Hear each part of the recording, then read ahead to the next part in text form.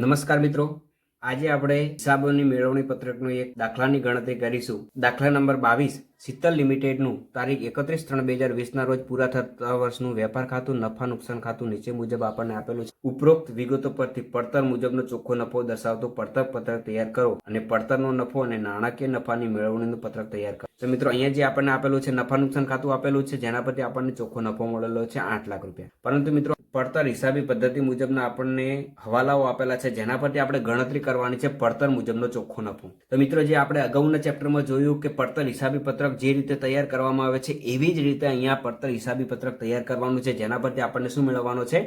નફો મેળવવાનો છે. તો સૌ પ્રથમ આપણે પડતર હિસાબી પત્રક બનાવીએ.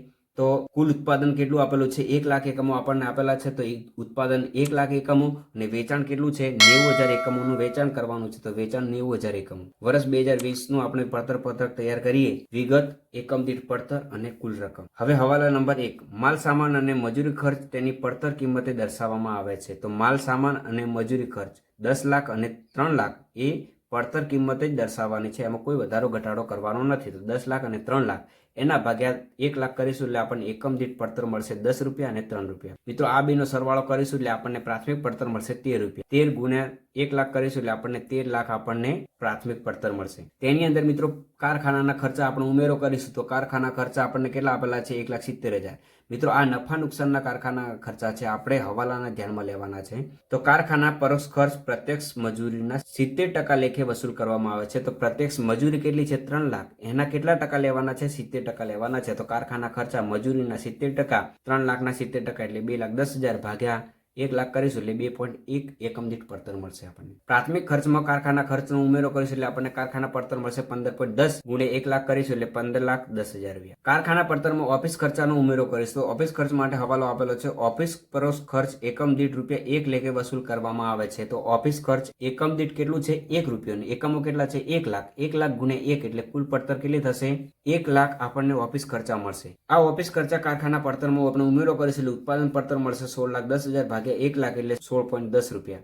એમાં મિત્રો શરૂનો સ્ટોક હોય તો ઉમેરો કરીશું, આખરનો સ્ટોક હોય તો બાદ કરીશું. તો શરૂનો સ્ટોક આપણે અહીંયા જો ઉધાર બાજુ લખેલું હોય તો જ ધ્યાનમાં લેવાનું. અહીંયા કોઈ આપણને માહિતી આપેલી નથી, પરંતુ આખરનો સ્ટોક આપણને આપેલું છે. કેટલા એકમો છે? 10,000 એકમો છે. મિત્રો, અહીંયા ન આપેલું તો અહીંયા પણ આપણને આપેલું છે. એકમોનું ઉત્પાદન કેટલું કર્યું? 1 લાખ એકમોનું ઉત્પાદન કર્યું અને વેચાણ કેટલું કર્યું? 90,000 એકમોનું વેચાણ કર્યું. એટલે એનો મતલબ કે 10,000 એકમો આપણે શું છે? આખરનો સ્ટોક છે. તો આખરનો સ્ટોક કેટલો છે? 10,000. મિત્રો, અહીંયા જે ઉત્પાદન પડતર આવી છે એ આખર સ્ટોકમાં લખવાની 16.10 ગુણ્યા 10,000 એટલે આપણને આખર સ્ટોકની રકમ મળશે 1,61,000. 16,10,000 માંથી 1,61,000 બાદ કરીશું એટલે વેચેલ માલની ઉત્પાદન પડતર મળશે આપણને 14,49,000 ભાગ્યા આપણે કરીશું 90,000 એટલે આપણને એકમ દીઠ પડતર આપણને મળશે 16.10 રૂપિયા. હવે મિત્રો, વેચાણ વિતરણના ખર્ચામાં શું કીધું છે? વેચાણ પરોક્ષ ખર્ચ એકમ દીઠ રૂપિયા 1 લેખે વસૂલ કરવામાં આવે છે. તો વેચાણ વિતરણના ખર્ચા કેટલા છે? 1 રૂપિયો. અને વેચાણના એકમો કેટલા છે? 90,000. 90,000 ગુણ્યા 1 એટલે આપણને કુલ રકમ થશે 90,000 રૂપિયા. આ વેચાણના ખર્ચા આપણે વેચેલ માલની ઉત્પાદન પડતરમાં ઉમેરો કરીશું એટલે આપણને શું મળશે? કુલ પડતર મળશે. તો 16.10 વત્તા 1 એટલે 17.10 ગુણ્યા 90,000 એટલે કુલ પડતર મળશે આપણને 16.10 વત્તા 1 એટલે 17.10 ગુણ્યા 90,000 એટલે 15,39,000 રૂપિયા. મિત્રો, આ આપણને શું મળે? કુલ પડતર મળે. હવે મિત્રો, આપણને દાખલાની અંદર વેચાણ આપેલું છે કેટલું? 23 લાખ રૂપિયા. તો વેચાણ 23 લાખ, એમાંથી આપણે પડતર બાદ કરીશું એટલે આપણને નફો મળી જશે 7,61,000 રૂપિયા. 7,61,000 ભાગ્યા એકમો કેટલા છે?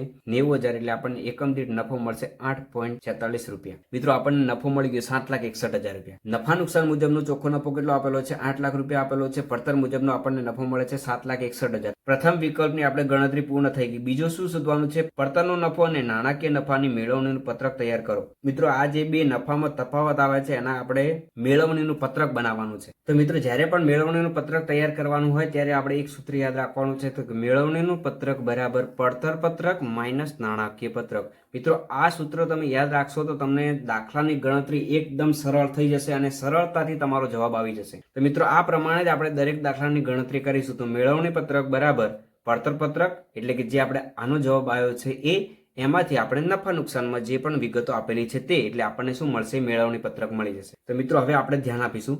તો પ્રથમ આપણને શું આપેલું છે? પ્રત્યક્ષ માલ સામાન આપેલું છે. કેટલું? 10 લાખ રૂપિયા. તો અહીંયા પણ કેટલું છે? 10 લાખ રૂપિયા. આપણો જવાબ શું છે? પડતર પત્રક માઇનસ નાણાકીય પત્રક. એટલે પડતર પત્રકમાં હોય અને નાણાકીય પત્રક બંનેની રકમની સરખામણી કરવાની છે. 10 લાખ માઇનસ 10 લાખ આ પ્રમાણે આપણે જવાબ શું આવે છે 0, તો આપણે કોઈ લખવાની જરૂર નથી. બીજા નંબરમાં શું છે પ્રત્યક્ષ મજૂરી, કેટલા છે 3 લાખ રૂપિયા. અહીંયા પણ કેટલા છે 3 લાખ રૂપિયા, તો એ પણ આપણે લખવાની જરૂર નથી કારણ કે 3 લાખ માઇનસ 3 લાખ આન્સર કેટલો આવે છે 0. તેના પછી મિત્રો આપણને કારખાના ખર્ચા અહીંયા કેટલા આપેલા છે 2,10,000. અહીંયા કારખાના ખર્ચા કેટલા છે 1,70,000. 2,10,000 માઇનસ 1,70,000 એનો મતલબ કે અહીંયા તફાવત આવે છે કેટલો 40,000 રૂપિયાનો તફાવત આવે છે. ધ્યાન આપજો મિત્રો, કારખાના ખર્ચા 2,10,000 છે, અહીંયા 1,70,000 છે, તો 2,10,000 માંથી 1,70,000 બાદ કરીએ એટલે આપણો જવાબ પ્લસમાં આવે છે 40,000 રૂપિયા. તો પ્લસમાં આવે છે તો આપણે પ્લસમાં જ લખીશું, તો ઉમેરો કરીશું કારખાના ખર્ચા 40,000 રૂપિયા. એના પછી મિત્રો ઓફિસ ખર્ચા આપેલા છે કેટલા 1 લાખ રૂપિયા આપણને આપેલા છે, તો અહીંયા કેટલા છે 80,000 રૂપિયા. 1 લાખ માંથી 80,000 આપણે બાદ કરીશું તો 20,000 રૂપિયાનો પ્લસમાં જવાબ આવે છે, તો આપણે પ્લસમાં લખીશું. મિત્રો આ જ વસ્તુ આપણે ધ્યાનમાં રાખવાની છે, બીજા કોઈ નિયમો ધ્યાનમાં રાખવાની જરૂર નથી. એના પછી મિત્રો શરૂનો સ્ટોક, અહીંયા કોઈ રકમ ધ્યાનમાં લીધેલી નથી.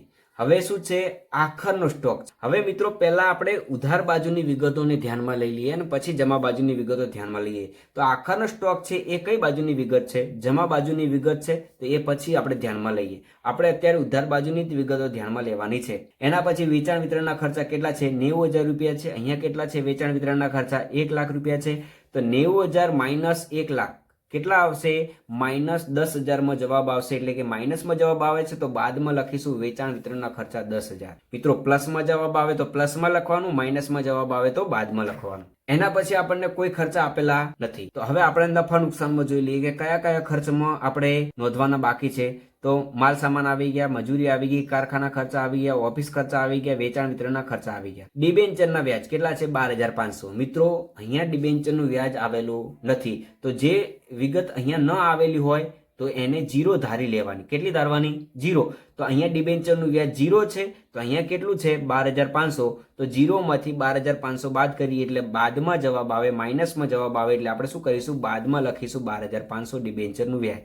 એના પછી રોકાણ વેચાણની ખોટ કેટલી છે 7,500. અહીંયા ક્યાંય રોકાણની ખોટ આપણે લખેલી નથી એટલે 0 ધારી લઈશું. 0 માઇનસ 7,500 એટલે માઇનસમાં જવાબ આવે, તો બાદમાં લખીશું રોકાણ વેચાણ નુકસાન 7,500. દાન કેટલું છે 15,000. અહીંયા કોઈ ધ્યાનમાં લીધેલું નથી એટલે 0 માઇનસ 15,000, તો અહીંયા આપણે માઇનસમાં જવાબ આવશે એટલે દાન 15,000 રૂપિયા બાદમાં લખીશું. તેના પછી માંડી વાળેલ પાઘડી 10,000 રૂપિયા છે, અહીંયા ધ્યાનમાં લીધેલી નથી એટલે 0 ધ્યાનમાં લઈશું, માઇનસ 10,000 એટલે માઇનસમાં જવાબ આવશે એટલે માંડી વાળેલ પાઘડી 10,000 રૂપિયા. આવક વેરો 15,000 રૂપિયા છે, અહીંયા ધ્યાનમાં લીધેલું નથી એટલે આપણે 0 ધારી લઈશું, માઇનસ 15,000 એટલે માઇનસમાં જવાબ આવશે એટલે આપણે બાદમાં લખીશું માઇનસ 15,000. બરાબર છે મિત્રો, આ ઉધાર બાજુની બાકી પૂર્ણ થઈ. હવે આપણે જમા બાજુની બાકી ગણતરી કરીએ. તો સૌપ્રથમ આપણે અહીંયા એક વિગત બાકી રાખી હતી, કઈ હતી આખરનો સ્ટોક, જે આપણે જમા બાજુ આવે છે. જ્યારે મિત્રો તમે આ સૂત્ર મુજબ જો તમે ગણતરી કરતા હો ત્યારે અમુક વસ્તુ યાદ રાખવાની છે કે જો ઉધાર બાજુની વિગતો તમે ગણતરીમાં ધ્યાનમાં લેતા હોય તો જે જવાબ આવે છે એ વસ્તુ તમારે કરવાની છે. જો પ્લસમાં જવાબ આવે તો ઉમેરો કરવાનો અને માઇનસમાં જવાબ આવે તો બાદ કરવાની. પરંતુ જ્યારે જમા બાજુની તમે વિગતો ધ્યાનમાં લો છો ત્યારે આને રિવર્સ કરી નાખવાનું. એનો મતલબ કે મેળવણી પત્રક બરાબર પડતર પત્રક માઇનસ નાણાકીય પત્રક બરાબર છે, પણ જવાબ જે આવે છે ધારો કે માઇનસમાં જવાબ આવે છે તો ઉમેરો કરવાનો અને પ્લસમાં જવાબ આવે છે તો બાદ કરવાનો. ક્યારે? જ્યારે જમા બાજુની બાકીઓ ધ્યાનમાં લેતા હોય ત્યારે. તો અહીંયા આપણે વેચાણ કેટલું છે 23 લાખ રૂપિયા, અહીંયા પણ વેચાણ કેટલું છે 23 લાખ રૂપિયા, એટલે કોઈ માહિતી ધ્યાનમાં લેવાની નથી. આખરનો સ્ટોક કેટલો છે અહીંયા 2 લાખ રૂપિયા છે, અહીંયા કેટલો છે 1,61,000 રૂપિયા. આપણું સૂત્ર શું છે પડતર પત્રક 1,61,000 માઇનસ 2 લાખ એટલે માઇનસ 39,000 રૂપિયા જવાબ આવે છે. ધ્યાન રાખજો મિત્રો, માઇનસ છે પણ જમા બાકી છે એટલે આપણે રિવર્સ કરવાનું, માઇનસ હોય તો પ્લસ કરવાનું, પ્લસ હોય તો માઇનસ કરવાનું. તો માઇનસમાં જવાબ આવે છે 39,000 રૂપિયા, આપણે શું કરીશું ઉમેરો કરીશું, તો 39,000 રૂપિયા આખાનો સ્ટોક. મિત્રો અહીંયા જે નફો છે એ ધ્યાનમાં લેવાનો નથી, કાચો નફો હોય કે ચોખ્ખો નફો હોય એ ધ્યાનમાં લેવાનું નથી. શેર ડિવિડન્ડ કેટલું આપેલું છે 7,500, અહીંયા શું છે 0 છે, તો 0 માઇનસ 7,500 તો કેટલા આવે છે માઇનસ 7,500 છે, પરંતુ જમા બાકી છે તો આપણે માઇનસ આવે તો પ્લસમાં લખવાનું, તો ઉમેરો કરીશું share dividend 7,500. Share transfer fee કેટલા છે 2,500 રૂપિયા છે, અહીંયા 0 છે, 0 માઇનસ 2,500 માઇનસમાં જવાબ આવે છે તો આપણે શું કરીશું પ્લસમાં કરીશું, કારણ કે જમા બાકી છે તો પ્લસમાં કરીશું શેર ટ્રાન્સફર ફી 2,500 રૂપિયા. મિત્રો અહીંયા આપણે દરેક વિગત પૂર્ણ થઈ ગઈ, આ પણ વિગતો પૂર્ણ થઈ ગઈ. હવે શું કરવાનું છે પડતર મુજબનો ચોખ્ખો નફો જે આપણને અહીંયા મળ્યો છે એ જ અહીંયા લખવાનું છે 7,61,000 રૂપિયા. એની અંદર જે આ ખર્ચા આવ્યા છે આપણે ઉમેરો કરીશું, આ જે બાદ આવ્યા છે આપણે બાદ કરીશું. એટલે ખર્ચા કેટલા ઉમેરો કરીશું? 1,09,000 રૂપિયા વત્તા 7,61,000 રૂપિયા જે પડતર મુજબનો ચોખ્ખો નફો મળે છે તે, એમાંથી બાદ કરીશું 70,000 રૂપિયા. એટલે આપણે નાણાકીય હિસાબી મુજબનો ચોખ્ખો નફો મળશે 8 લાખ રૂપિયા, જે આપણને નફા નુકસાન ખાતામાં આપેલું છે 8 લાખ રૂપિયા. બરાબર છે મિત્રો? તો જ્યારે પણ તમે મેળવણી પત્રકના દાખલાની ગણતરી કરતા હોય ત્યારે તમારે આ સૂત્ર યાદ રાખવું, જેથી કરીને દાખલો તમારો એકદમ સરળ થઈ જાય છે અને તમારો સરળતાથી જવાબ આવી જાય છે. મેળવણી પત્રક બરાબર પડતર પત્રક માઇનસ નાણાકીય પત્રક. તો મિત્રો, આ વિડીયો તમને સારો લાગે તો વિડીયોને લાઇક કરો, શેર કરો અને ચેનલને સબસ્ક્રાઇબ કરો. Thank you.